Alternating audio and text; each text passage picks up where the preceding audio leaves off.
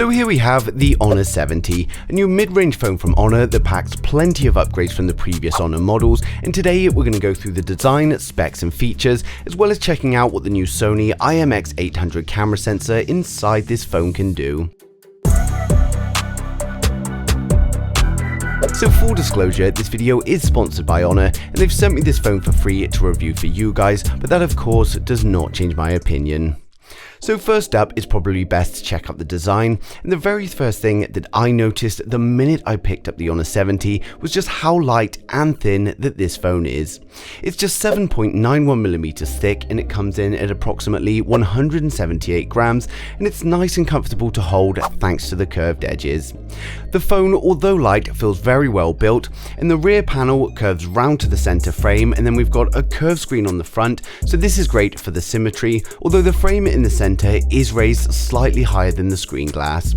Now I love the curved display and it helps give it that premium look and feel, but I know there are very mixed opinions on curved displays. Now this one, however, is a very minor curve, so even if you're not keen on curved displays, it really shouldn't be an issue.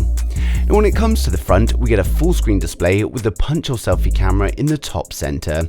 The display is a 6.67-inch curved 120Hz dynamic AMOLED display, so it can adjust the refresh rate to save on battery, and you've also got the options in settings, so you can have this dynamically change between refresh rate, you can have it always on 120, or you can have it always on 60Hz. Now we've also got a 1920Hz PWM dimming, so this reduces the amount of flicker and makes it much easier on the eyes.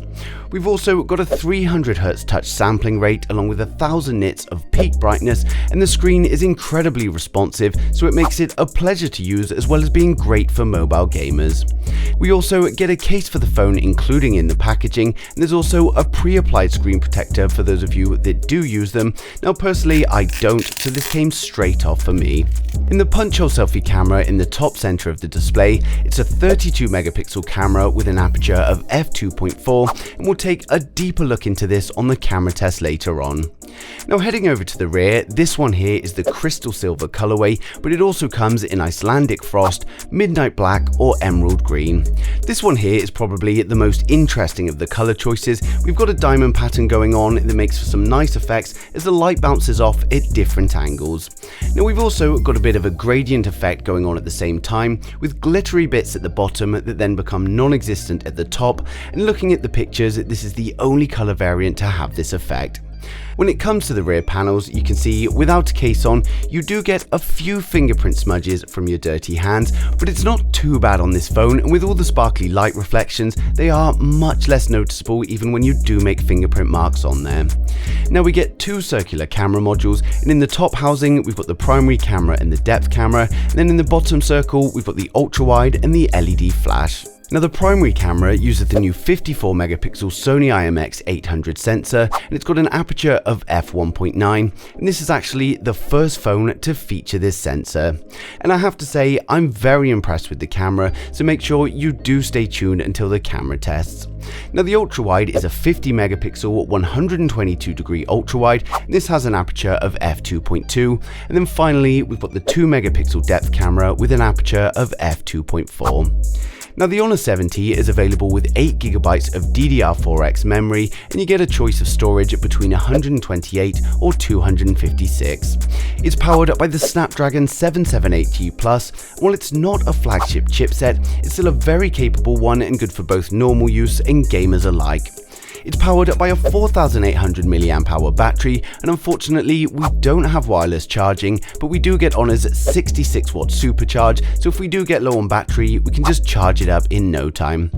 Unlike many other manufacturers at the moment, we also get a 66 watt fast charger bundled inside the packaging. Now this charger is going to get you from 3% up to 60% in just 20 minutes, which is great news if you're in a hurry. The phone ships with Magic UI 6.1, which is based on Android 12, and Honor say that there's going to be at least 3 years of software updates, which is pretty standard now. The Magic UI skin is a pretty good skin, and it's what you'd expect from an Android phone, and although we do get a few apps pre-installed onto the device that could be considered bloatware, they aren't baked into the software, so you can delete the ones that you don't want. We get full Google support, so the Play Store's there. You're able to download all of the applications you want, including the Google ones, and it comes with the whole Google App Suite pre-installed. In terms of security, we've got a PIN number, we've got an under-display fingerprint scanner, or we can also do Face Unlock. Now, the under-display fingerprint scanner is at the very bottom of the display, and personally I would have preferred it just a little bit higher up, but to be fair, it works so well, it works every time, and it opens the phone nice and quickly. Now, to be honest, I've had no complaints at all with the fingerprint scanner, and it's my preferred method of unlocking. Now, the Face ID also works well, and it unlocks the phone nice and quickly. Whether I'm wearing glasses or not, it never has a problem recognizing my face. Now, of course, because we've only got the single punch hole camera, this is a 2D face unlock. For the home screen, we've also got plenty of themes to choose from if you want an easy way to get a different look. We've also got always on display, and we can choose from plenty of different designs, from text to images and even animations. We can select the always on display to only appear after a tap. We can have it always on, or schedule the times that we want always on display. When you choose an animation, the animation is also only going to play once, and then it will only play the next time when it's tapped, so it won't be constantly animating and draining your battery. We've also got the usual settings to customize the apps on the home screen and have either all apps on the screen or use the app drawer, and plenty of useful quick shortcuts on the system tray when you drag it down. So this is pretty much all the features you'd normally expect from Android. When it comes to Magic UI though, we've also got yo-yo suggestions built in, and this automatically provides you with app recommendations based on the current scenario, and I find this helpful to quickly open the app I want without having to go and find it through my home pages. Now, we've also got a split screen and floating windows functions for true multitasking, and the dock comes with 5 app shortcuts inside it, and you can also customize these to include your most used multitasking applications. Now, we've also got Honor Share, and this allows you to wirelessly share files between your devices, and I found this incredibly useful for transferring my photos from my phone over to my computer in just a few clicks. When it comes to the camera performance, we've got a nice upgrade with the Sony IMX800 sensor, and this delivers some very impressive photography. When taking photos, it's easy to forget that this is a mid-range phone when it's providing such detailed photography and still performing well in low light conditions thanks to 4:1 pixel binning. Now, of course, you don't need to take my word for it, and you can see from the camera samples here that we get a great amount of detail in every single shot. The edges are all nice and crisp, and I'm actually very happy with the colors. They come out very true to life, and compared to the other mid-range phones I've used, this is much better than I expected. Now, every photo just comes out exactly how I want it. We consistently get the crisp details, great true to life color, and even the contrast levels are pretty much where I want them to be. We also have the AI photo toggle that can be turned on or off if you want the AI to help you with your shot.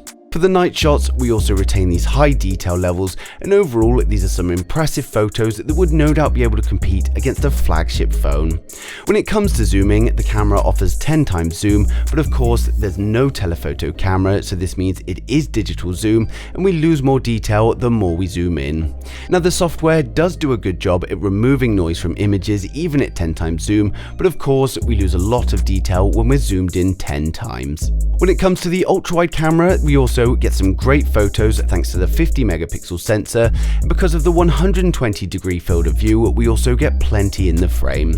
As with the primary camera, I just love the photos that come out of this camera, and of course the ones you're seeing here are direct from the camera with no post-processing. We get great color and great detail, so when it comes to the photos, I pretty much have no complaints whatsoever. For those that want portrait shots, again, it's performing spot on. These photos were taken from the rear camera, and they've come out with a nice amount of background blur, and we also get a nice defined edge, and this even works on objects as well. Now if we switch it up to the selfie camera, we get great quality selfies and plenty of options for shooting. We can turn the bokeh effect on or off, as well as the beauty mode toggle, where we can also choose between different levels of softness, contouring, as well as tone adjustments. Now for the video, it's the same great quality we get with photos, and the only difference is the zoom has been changed from a 10 times maximum to a 6 times maximum in video. But as you can see, we've got great quality videos with good stabilization, and the only thing I've noticed here is that when shooting in 1080p, the stabilization is definitely better at 30 frames a second than it is at 60. Now we can of course record in 4K with the Honor 70, but when shooting in 4K, you are restricted to 30 frames a second only. Now we've also got a new solo cut mode, and this is going to record a video of a selected subject, and it will then track them automatically. You can just leave the phone on a table or a tripod and let the phone do all the work. As you can see, this feature works really well, and I can see this being good for someone like a vlogger, so you can just press record and go without having to worry about the shot framing. This is the video from the selfie camera. Looks pretty good in the viewfinder, but obviously I have to see what it comes out like on the computer. But it looks like we've got great quality video from the selfie camera. Now we've also got a multi-video mode that's going to let you record from multiple cameras at the same time. And we've also got many other modes in there, so you've got things like Pro Mode, Slow Motion, Panorama, HDR and Macro.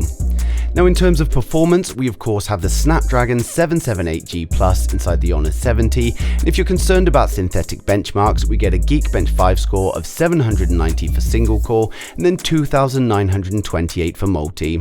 When it comes to Antutu, we get a total score of 534,671, that's 151,000 for CPU, 171,000 for GPU, 90.5 thousand for memory, and then 122,000 for UX.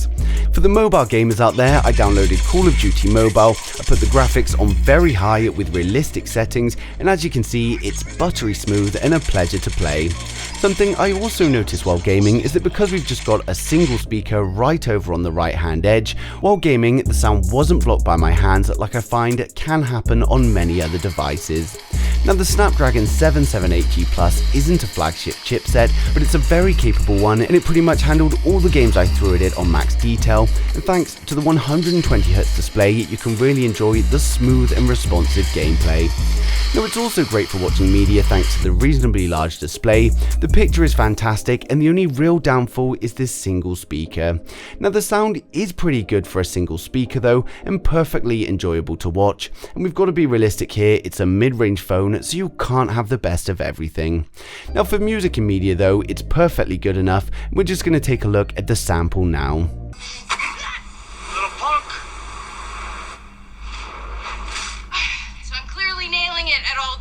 When am I ever going to use this as a lawyer? When it comes to the unboxing, we've got the Honor 70, that's followed by the SIM removal tool, the protective case which is completely clear, a 66-watt fast charger and the USB-C cable.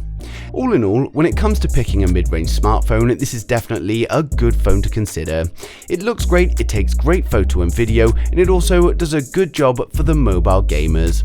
Now the phone has just launched at a price of £480 for the 8GB of RAM with 128GB of storage, or it's £530 if you want 256 storage. At this price, it really does stand well against the competition, and the great news is that it's actually out on sale today. Now I've placed links to the Honor 70 down in the description below, so you can go ahead and check that out now. So hopefully I've covered everything for you in today's video, but of course if there's anything I've missed or you've got any questions, then just leave them in the comments and I'll get back to you as soon as I can. But thanks for watching the video. If you liked it, smash a thumbs up. If you didn't, hit the thumbs down twice, and I'll see you guys in the next one.